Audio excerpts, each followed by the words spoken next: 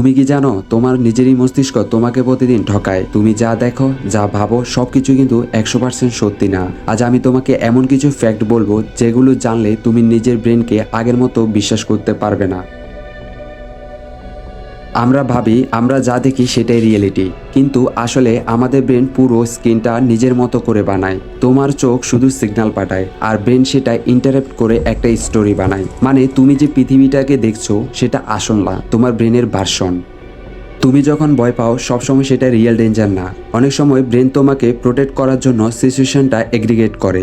ধরো অন্ধকারে তুমি একটা শ্যাডো দেখলে, ব্রেন ইনস্ট্যান্টলি ধরে নেয় এটা বিপজ্জনক কিছু, কিন্তু পরে বুঝো এটা তো কিছুই না। মানে ব্রেন অনেক সময় তোমাকে আননেসেসারি ভয় দেখায়।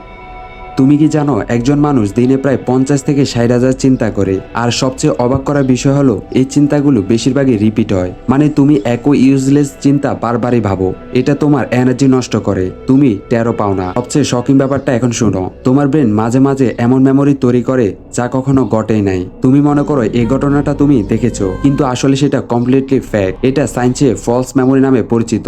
মানে তোমার নিজের ব্রেনই তোমাকে ভুল হিস্টোরি দেখাতে পারে। তুমি ভাবো তুমি ডিসিশন নিচ্ছ, কিন্তু অনেক সময় ব্রেন আগে ডিসিশন নিয়ে ফেলে, তারপর তোমাকে মনে করায় তুমি এটা পছন্দ করেছো। মানে তুমি যতটা কন্ট্রোল ভাবো আসলে ততটা কন্ট্রোল তোমার নাই। তাহলে ভাবো তুমি যাকে বিশ্বাস করো সবচেয়ে বেশি, তোমার নিজের ব্রেন, সেই ব্রেনই যদি তোমাকে ভুল দেখায়, তাহলে আসল সত্যটা কোথায়?